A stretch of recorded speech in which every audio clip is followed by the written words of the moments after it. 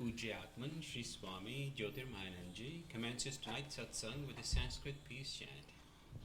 Om Purnamadaha Purnamidam Purnat Purnamudachyate Purnasya Purnamadaya Purnamevavashishyate Om Shanti Shanti Shanti.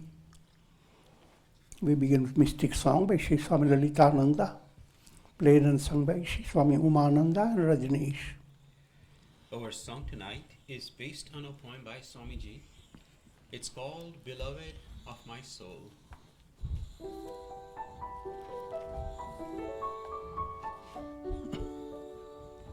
He shines in stars of the light in the vast blue sky. He glistens like gold white snow on mountains that shine with gold. He smiles with the rising sun, and with his golden brush he paints multicolored clouds on the canvas of the sky. He dreams with a weaving the magic of moonlight. He stretches a silvery road o'er the surging sea.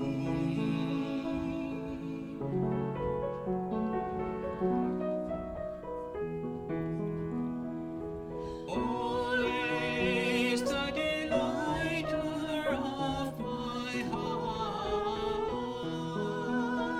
he is the beloved of my soul.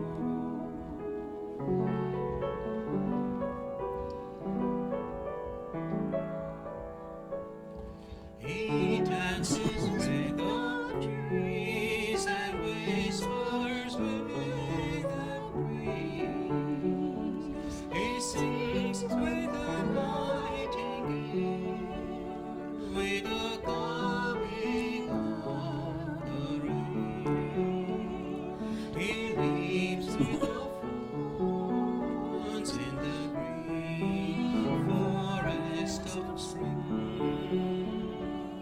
And when the sun closes her eyes, he longs the world to see in his loving arms.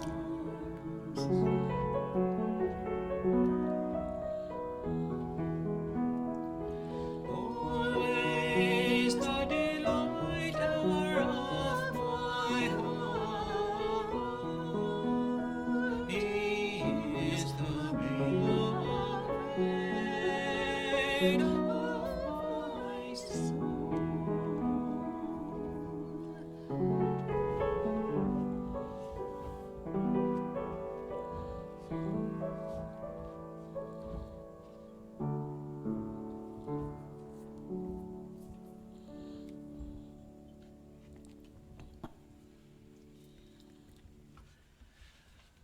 We are recording from the ashram of our revered Guru, Pujyatman Sri Swami Jyotirmayananda in Miami, Florida. Today is November the 6th, 2018, Tuesday evening, and tonight Swamiji will be lecturing on the Yoga Vasistha. This is series 2018, class number 86. And now Pujyatman Sri Swami Jyotirmayananda. Om Brahmanandam Paramasukadam Kevalam Jnana Murtim Dvandvatitam Gagana Sadrisham Tattvamasya Lakshyam Ekam Nityam Vimalamachalam Sarvadhi Sakshi Bhutam Bhavatihitam Trigunaraitam Sadgurum Tam Namami Om. Adorations to Sadguru, who is Brahman, the giver of supreme bliss, embodiment of pure consciousness, one without a second, vast as the ether, infinite, eternal, beyond the three gunas and their modifications, the supreme preceptor. Yoga Vasistha, Utpatti Prakarana, and we are in the section 113.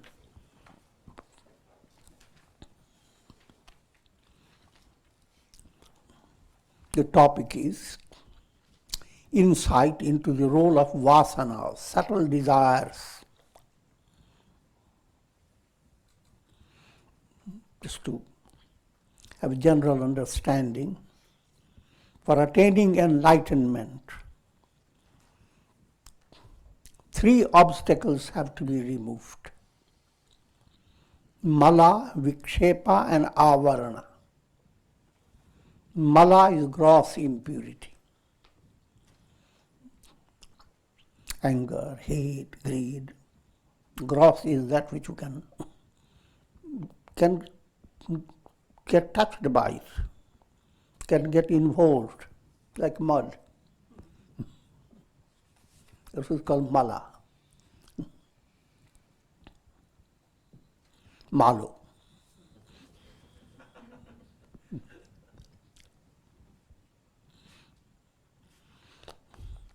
And next is called vikshepa. The source of mala lies in vikshepa. Vikshepa means subtle desires that keep the mind constantly distracted. You never know what your goal is. You don't know where your head is. Even Ravana had itch in his head. He didn't know which head he has to go through. 10 heads, 20 arms.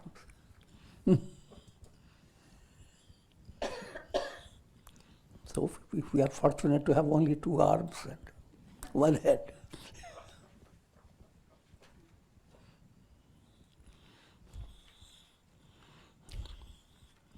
And this cause of vikshepa is avidya, ignorance,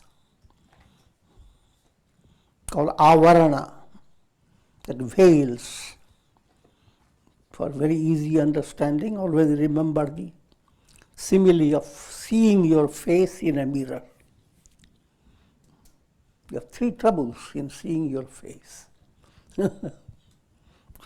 If the mirror is dusty, no matter how glaring you are to look into your nose, you can't see anything. That mala is removed by karma yoga.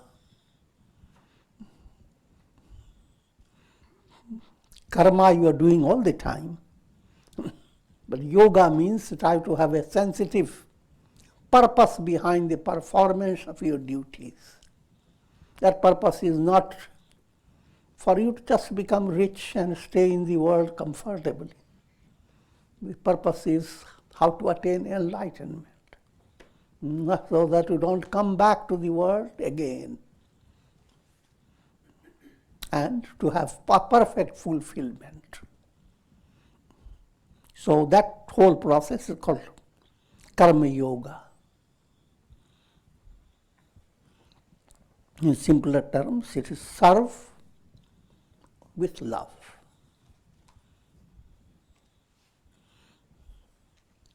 Now, as mala is removed, and now you can begin to see your face. You must realize you have not seen your face for a long, long time.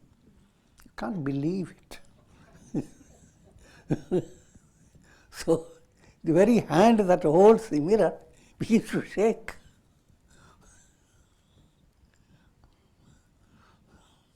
So, you can't figure out who you are.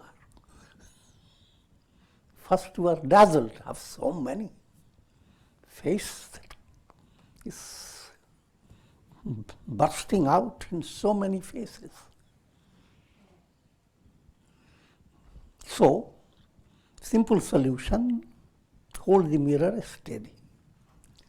Allow your mind to develop concentration, focused state. In every job you do, allow your mind to be focused.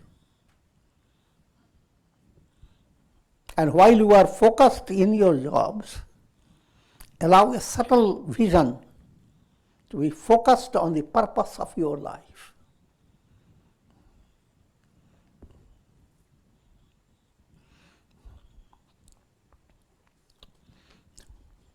So now then, you are able to see your mirror free of impurity and steady in your hand. And now humbly you bend down and all your hair comes straight. It's the third difficulty, because avarana, veiling. But it's not a big trouble, just shift your head. Avarana is removed very easily. You know, darkness is removed by light. When you bring flashlight, you don't have to struggle with darkness. It is not there. So the moment the veil is removed, there is a liberation. That removal is called jnana, jnana yoga. Holding the mirror steady, that's called dhyana yoga. And holding the mirror steady has dhyana and bhakti both blended, known as upasana. Karma, upasana and jnana.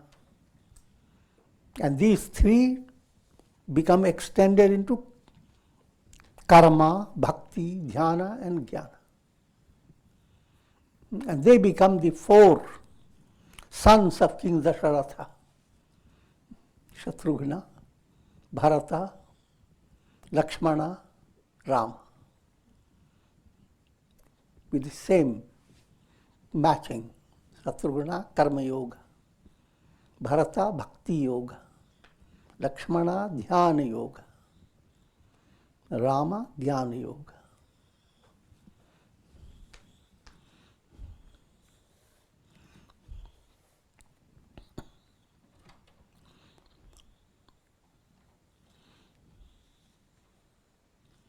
Sri Rama asked, O sage, although this ignorance doesn't exist, yet she has blinded the vision of all beings. Though she is devoid of any name or form, yet she has created the illusion of the world process. Don't get confused by hearing the word she. Ignorance, avidya. Sanskrit literature, avidya is feminine. Not like that way, they call it agyan. Agyan is masculine.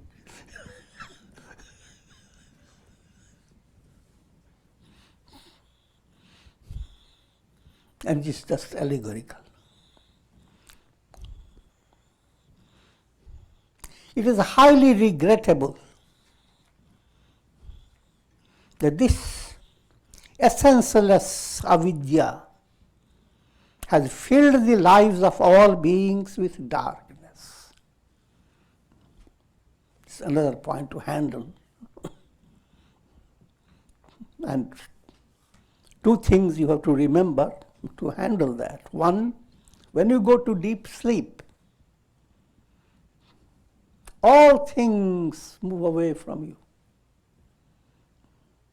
All your history of, all your understanding of time and its immensity of time, how long it took for the earth planet to be formed, how much time is involved in all those stars, how much time it takes for certain star that continue to shine before your eyes while the star itself is not there.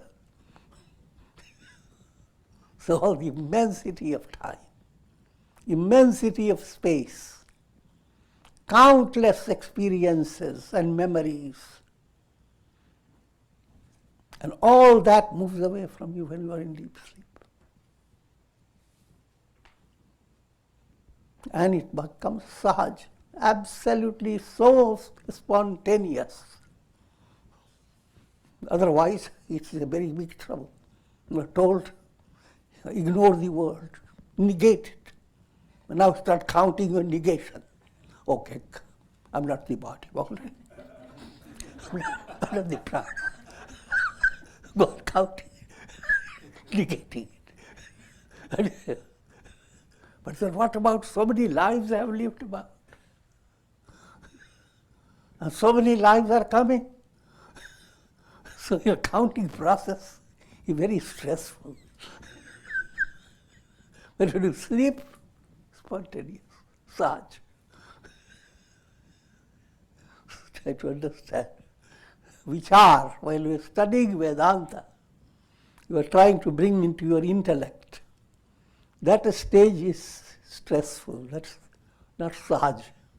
You have to exercise a lot of attention, a lot of figuring out. But when you have gained a proper qualification and you are moving with integral yoga in your life, it becomes spontaneous. The awareness, I am Brahman, not something that you have to fight with, something to show your muscle, or something to do to show your heroism. It is soft, going like a sleep, leaping into sleep. And that leaping is a progressive movement in your personality.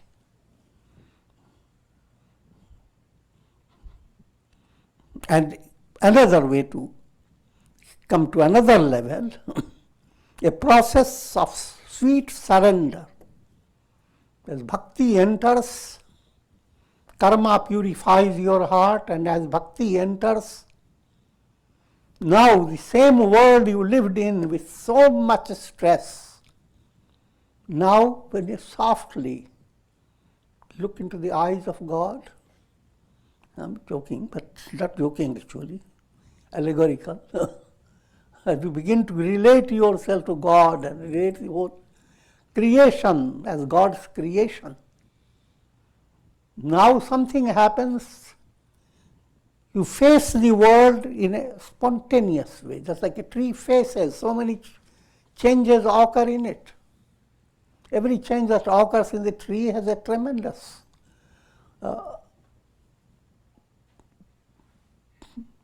enormous things have to happen if the tree has to bring a bud. Don't believe in me, study biology.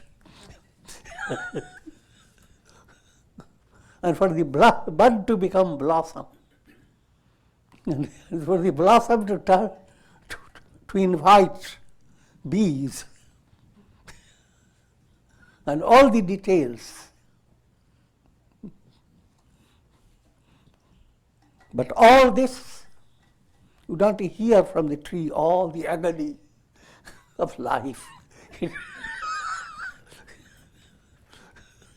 This is spontaneous.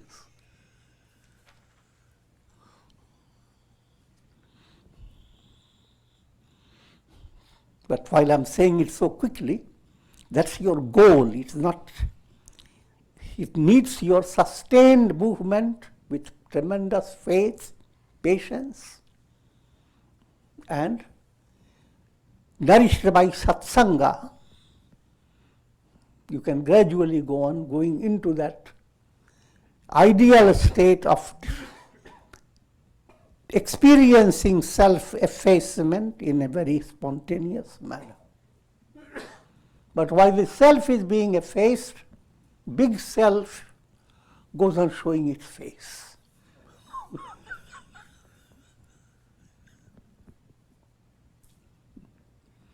The little I is nothing.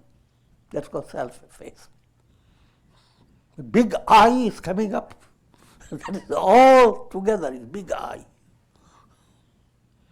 So while self-effacement moves on, big self begins to shine in a progressive manner.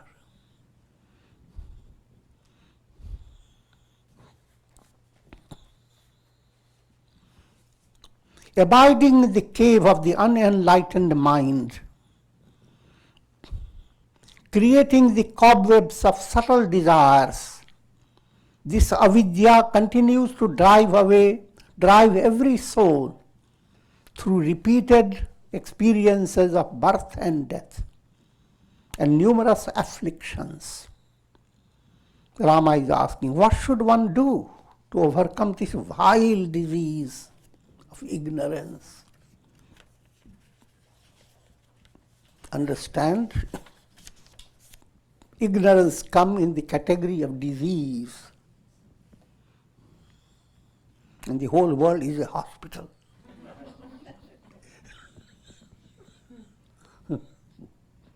Gives hospitality to all souls.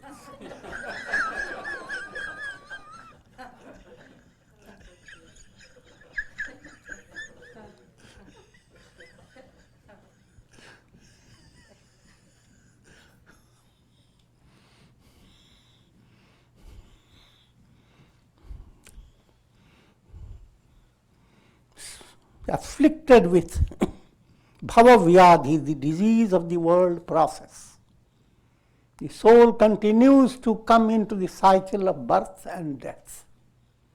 And that's not its real state. It's a disease. And that disease needs to be cured. That's the central purpose of life.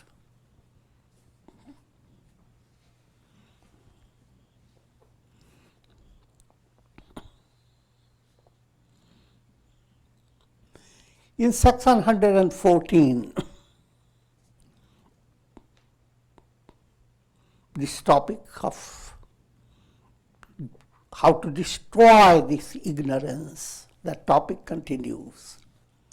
Sage Vasistha replied, just as the light of the sun dispels mist, in the same way the light of knowledge removes the mist of ignorance. And O Rama, just as the shadow that desires sunshine allows itself to be effaced, in the same way the soul that aspires for self-realization brings about the destruction of ignorance and along with it its own relative existence.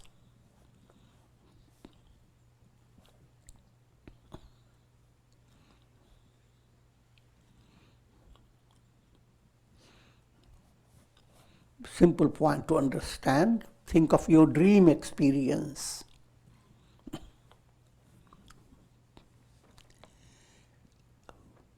All your dream experience, not a single grain of that dream world is real.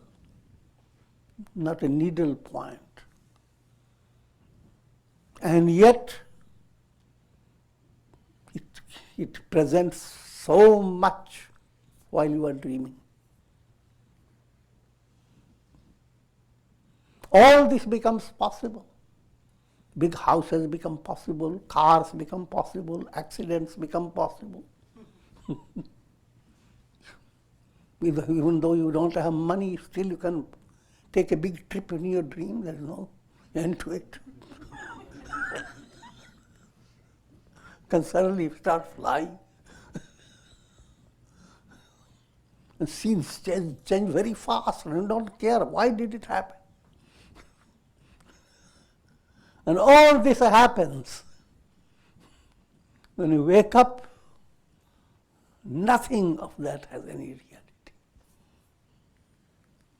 So if that is possible, come to another stage. Same status is there of your practical world. Your mind is operating, try to understand your mind. Brain and nervous system, that's not your mind, that's the wiring. That's your iPad. And mind is this cosmic energy operating through this iPad.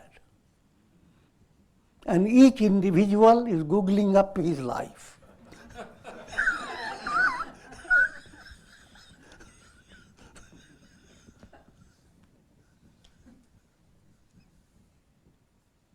That's all to it. It's not a joke. It's the reality of it. What happens?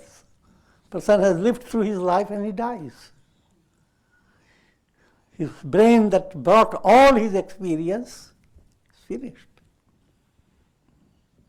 Led by karma, he will get another nervous system which will have a totally different experience. Where are those experiences taking place? That where term is again your own googling of your iPad. In other words, even that concept is illusory. So even they're going into a big detail. What was I in previous birth? And if I were to incarnate, where will I be? And how long will it take for me between death and reincarnation? People go through all these, and there are, of course, there are answers to it, matching up to different levels. But the advanced understanding, time and space are illusory. So, if you describe anything in the terms of time, you are making a big error.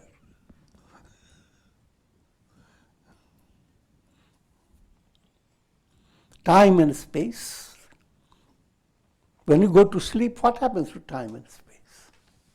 The time and space are just illusions, mirage, created by your conditioned mind. And when you are to develop high state of spiritual advancement, in spite of all the time-space world, you enter into serenity. Serenity sneaks into your personality, opening the door to enlightenment.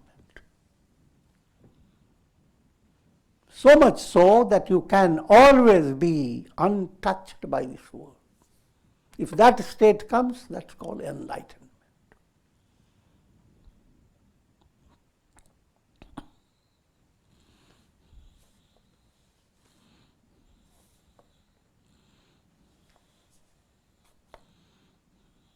Ignorance reveals itself through desires for objects of the world. Atmanastu kamaya sarvam priyam bhavati. Basic instinct in every soul is to discover, to realize, who am I? The basic instinct is soul within you loves its own essential nature. It is for the sake of that love, the love of yourself to your real self. That's the basic love. But not knowing how to love your own self, how the self should discover its reality. This loving process is kind of a puzzle, and as this soul within you discovers and realizes, I am that, the love towards the self attains its fulfillment. Put it another way, love of God becomes fulfilled by uniting with God. God realization, self-realization. But that's that which is intrinsic, and it is ever-present reality. The mind being restricted, it creates a totally different phenomenon. Mind creates the illusion of time, space, causation. the illusion that you are going to be happy if you find a settled state, if you find objects of your desire, and your mind now led by its vasanas creates, every individual has a whole story about. Every individual is like a whole world. Things that you like and the way you think, the way you write your poems, etc. Totally different, each individual. So every individual has created a vast world led by his mind. And all this for what? For the sake of the self.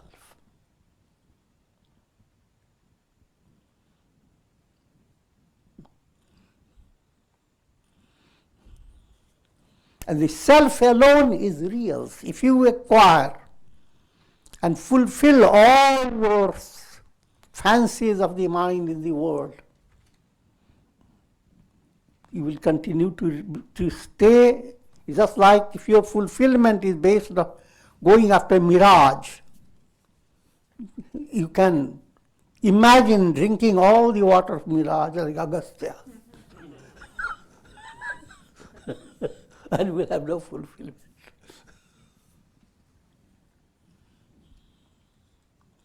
So, simple point, the world is not going to give you fulfillment. But that doesn't mean that now you should walk away. There is no way you can walk away. You have to be involved with integral yoga. Allow your action, how to be performed with what art, so that you can be brought closer to your love for the self. Love for the self is to be promoted. And all things of the world, they may play their role, but they are not the source of love. That has to be always understood. They can be loving, lovable, but your love is not limited, rather not fulfilled by acquiring objects of the world. Objects imply all relations. You can have the best of relations, best of cozy family, best of friends, but bad news, you are still sick in this big hospital.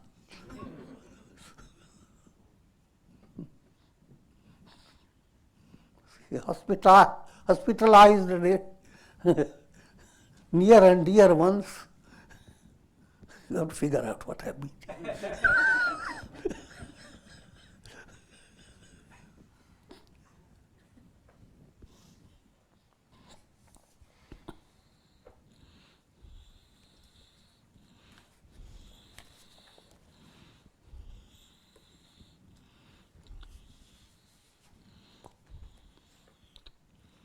Yoga Vasistha said, O Rama, the self is devoid of objects. All this world that you go after, nothing really is of any substantial fulfillment for you.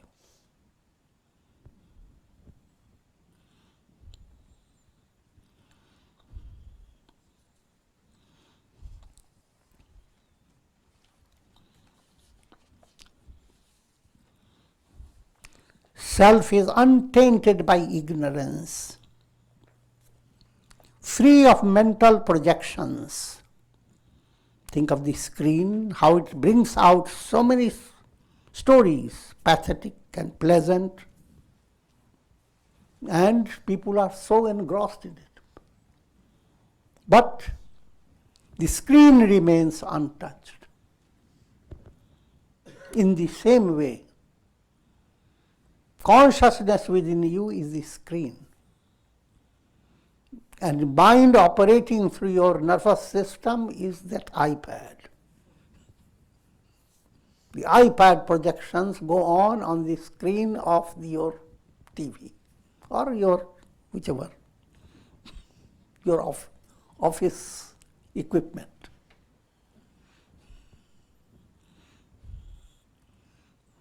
The screen remains untouched. Similarly, pure consciousness is what you are. I am is that screen, pure, absolute, non-dual. When I give these similes of computers, there are so many computers, but here is only one computer, the absolute self.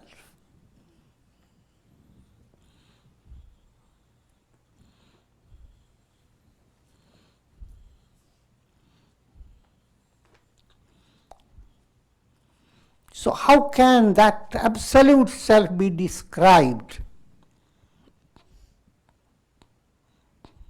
How can you bring the screen in the realm of projections?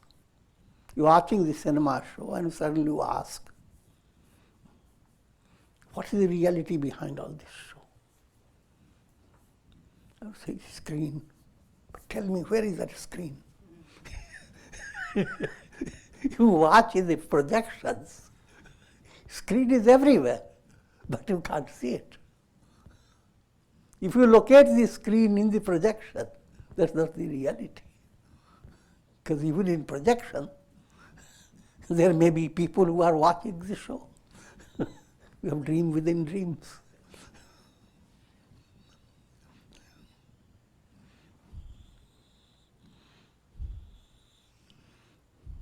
In brief, absolute self is indescribable.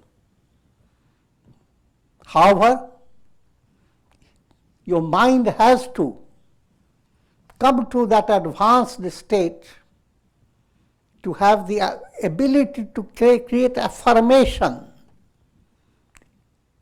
create a grasp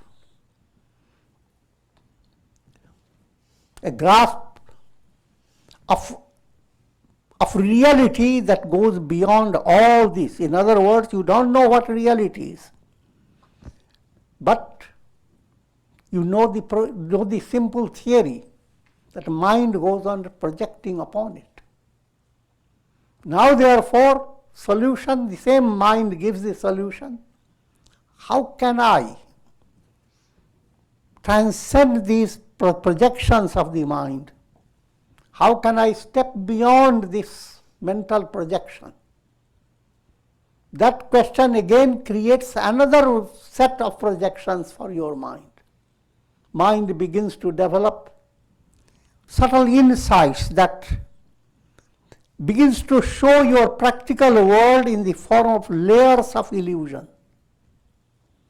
You peel off one illusion, there is another illusion. Peel another. So it's peeling or process appeals to your soul.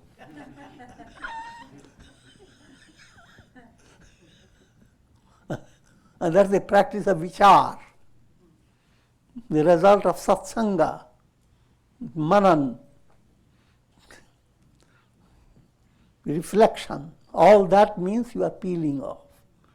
The same mind that was involved only with projections, and now creating another way of projection that goes on peeling off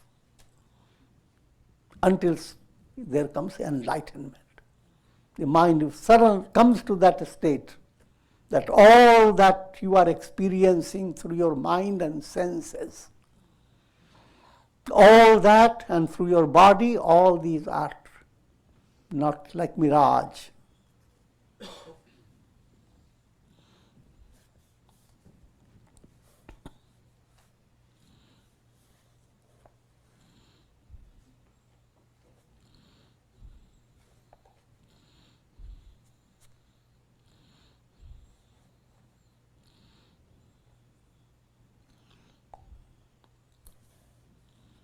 It is this self of pure consciousness which assumes the role of mind through its imaginations.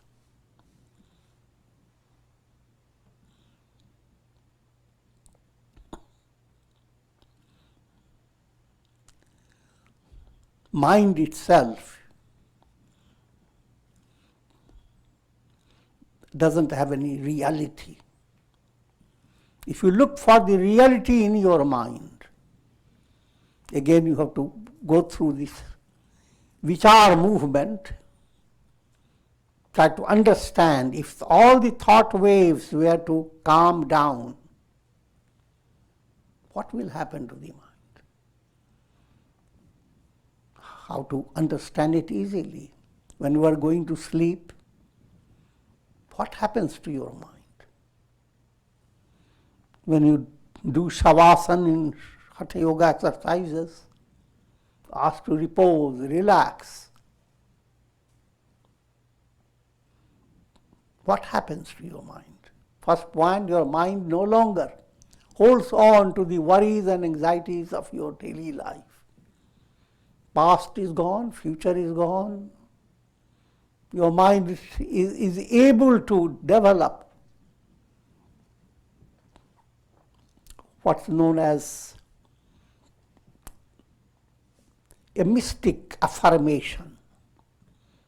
Suddenly an inspiration develops that I am not confined to the body.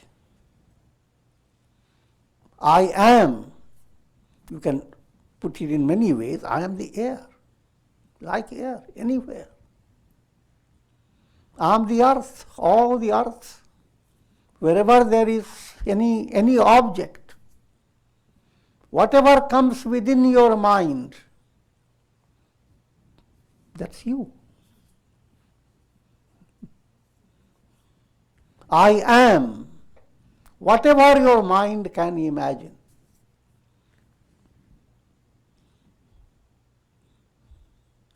But the purpose behind this is to realize the I am, not what all the mind can bring to you.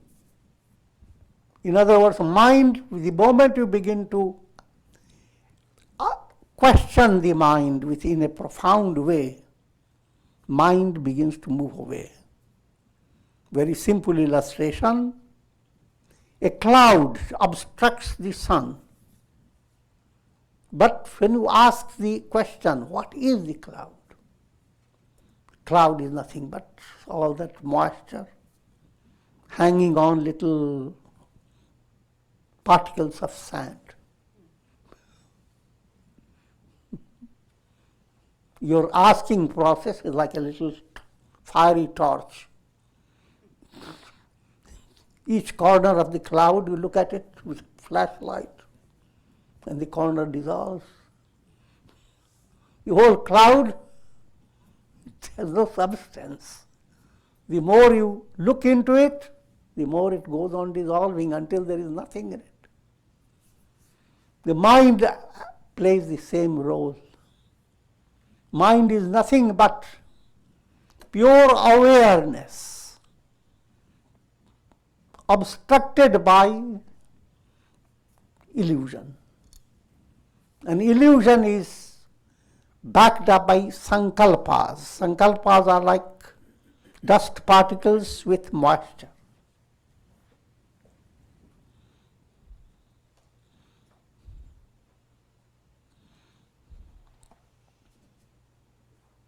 By the intensification of vasana,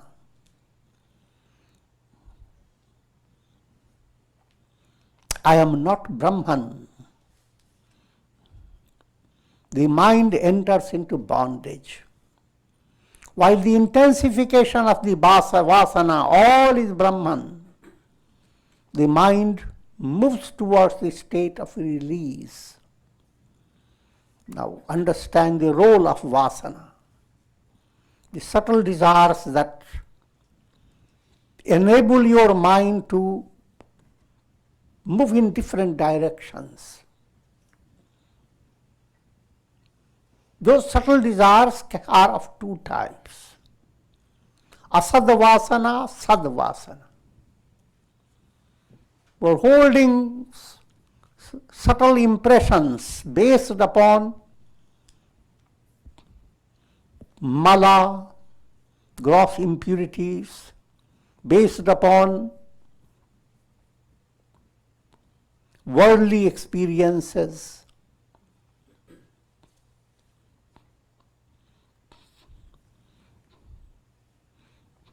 In other words, all that you experience in the world through the five senses, they are not real experience. Five senses are limited. They are not giving you the reality, they are giving you what they can digest.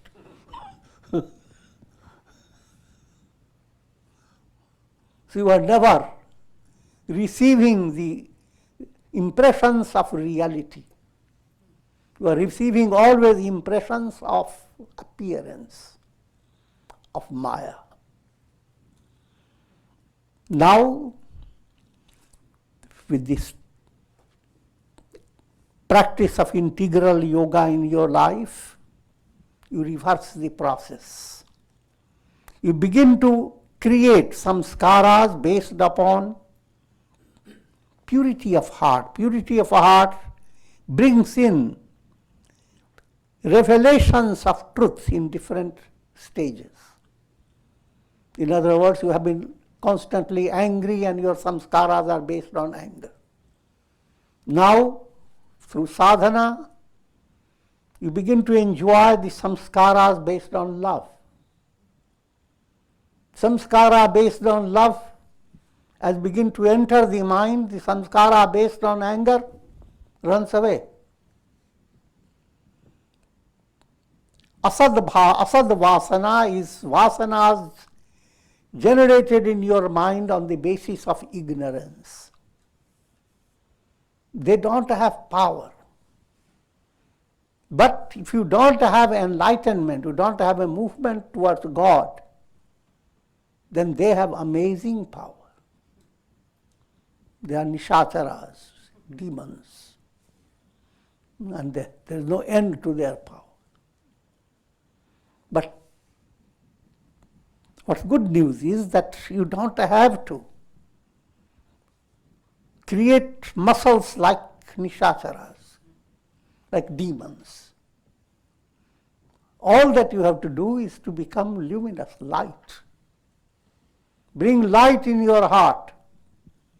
And all the demoniac forces, look at them with the luminous eyes, and they don't exist. The question of fighting against them, driving them out, doesn't arise.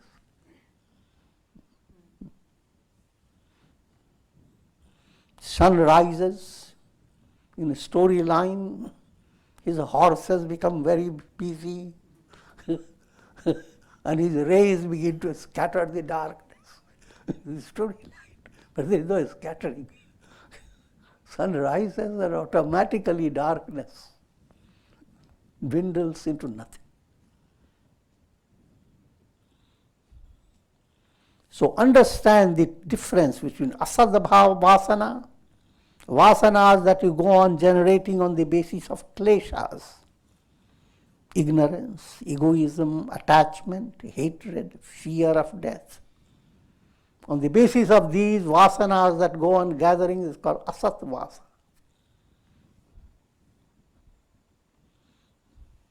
And the masses all over the world are gripped by asat vasana.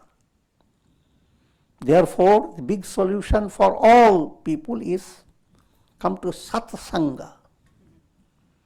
Satsanga opens the door for satvasana, sadvasana.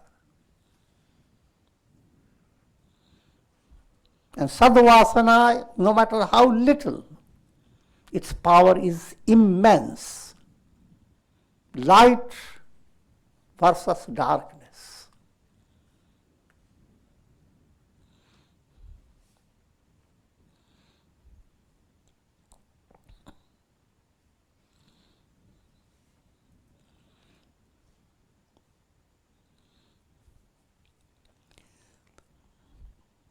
Sadvasana, as in this scripture, if you come to meditate upon I am Brahman, all this is Brahman.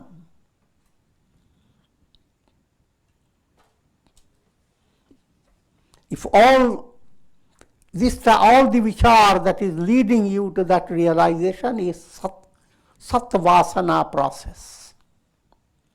While the thoughts, I am this miserable body, I am miserable, fettered by karmas, I possess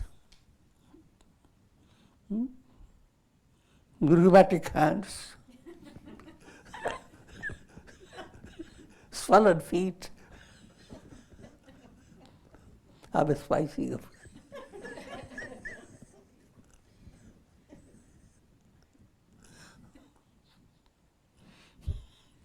This form of thinking constantly, you are intensifying asat vasana.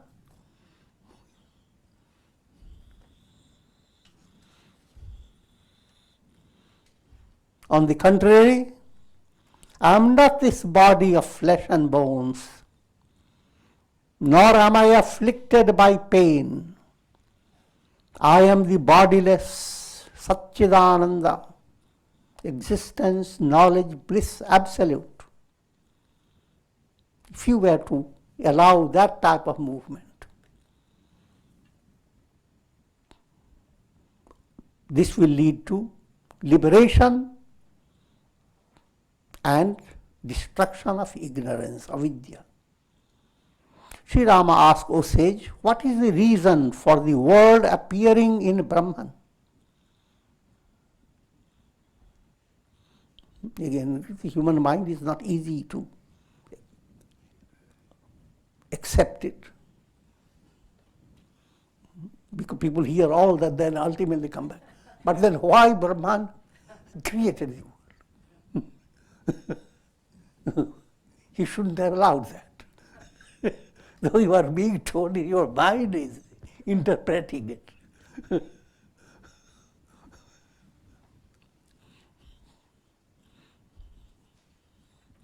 It's like we look up to the sky. I say, why did Brahman leave it free? One could look into vastness. Why did he put a sky over it and painted it?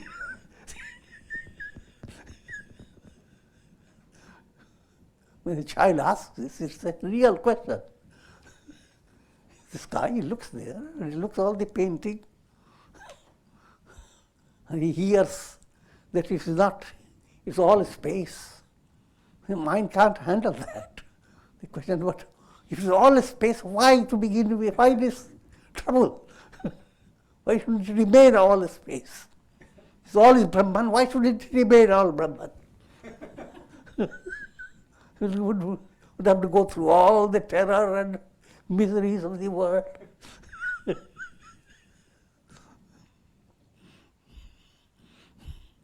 But behind all that, ultimately it ends up with your mind. Your mind has created all this. And you have the possibility to unmind your mind. Mind is a cloud. And cloud doesn't have the power to affect the sun.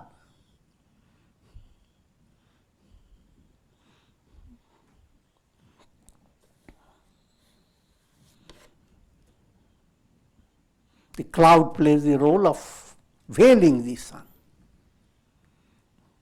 But the same sun that the cloud tries to veil holds the secret of undoing the cloud. Cloud becomes evaporated. The rays of the sun begin to pass through it.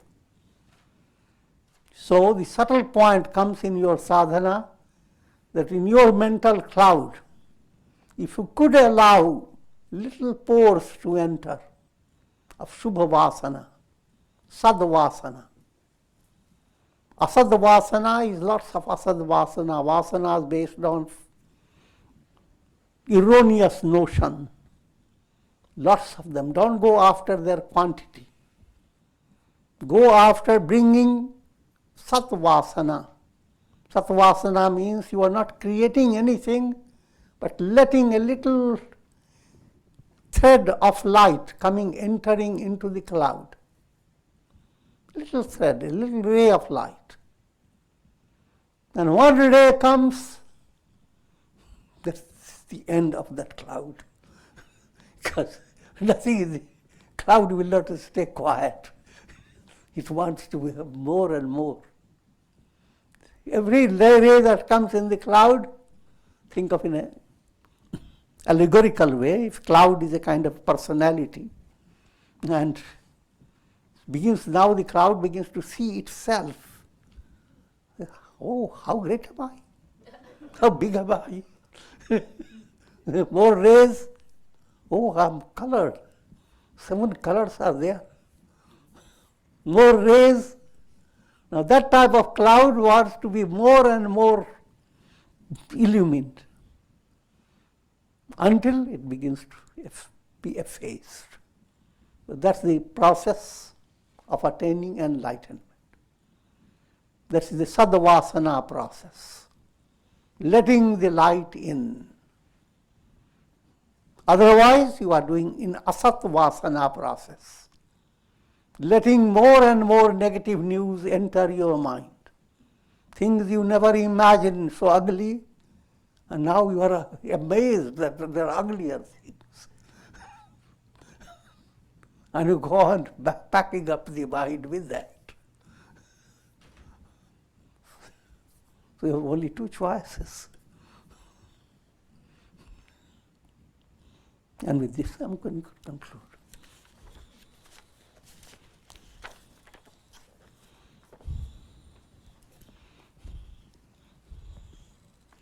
Om. We are also offering prayer to the departed soul of Maria Esperanza Castillo, the 98-year-old who passed away. And our prayer is, may the soul be enfolded by the boundless bliss and love of God and attain immortality. And prayer for all, health, long life, peace, prosperity, enlightenment. Om Triambakam Yajamahe Sugandhim Pushti Vardhanam Urvarukma Bandhanan Mrityor Mukshiyamamritat. Om Triambakam Yajamahe Sugandhim Pushti Vardhanam Urvarukma Bandhanan Mrityor Mukshiyamamritat. Sarve Bhavantu Sukhina Sarve Santu Niramaya Sarve Bhadrani Pashyantu Ma Kashchid Dukha Bhag Bhavet Asato Ma Sadgamaya Tamaso Ma Jyotirgamaya Mrityor Ma Amritam Gamaya Om Purnamadaha Purnamidam Purnat Purnamudachyate Purnasya Purnamadaya Purnameva Vashishyate. Om Shanti Shanti Shanti. Om Hari Om.